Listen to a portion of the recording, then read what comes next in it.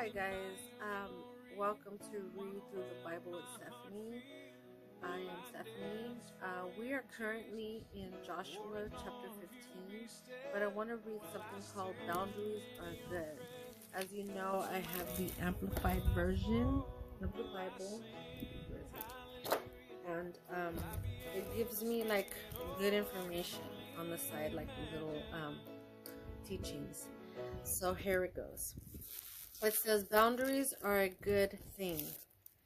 How many of you guys know that boundaries are in fact a good thing? Boundaries, yes. It says after the children of Israel came in and possessed the land, they wisely established clear boundaries, as it says in Joshua chapter 15, verse 19. It describes this in great detail.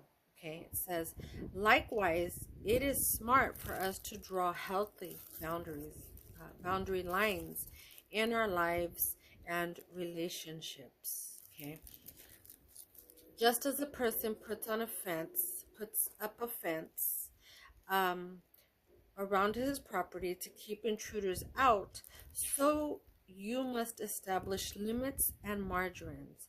Invisible lines you draw in your life to protect yourself from being used and abused. Okay. If you had a privacy fence around your yard, and on a sunny afternoon you looked out into your yard and saw your neighbors sunbathing there while their children played on your swing set without your permission, what would you do? You certainly would not just say, "Oh my, I do wish those neighbors would leave me alone." No, you wouldn't. You would probably inform them, maybe quite forcefully, that your yard is off limits to them for their leisure without your permission. You need to be just as lovingly forceful in letting people know you expect them to respect the limits and margins you have established around your personal life. People pleasers do not live within limits or margins. In their efforts to please people, they push themselves around beyond reasonable boundaries. So what it's saying is they push themselves even knowing that there's reasonable boundaries. So they push themselves beyond them boundaries is what it's saying. Let's face it, people often expect us to do things we either should not do or cannot do. People pleasers will push beyond the bounds of reason, if they think it means everyone will be happy with them. Some people will take advantage of us if we let them. That is just human nature.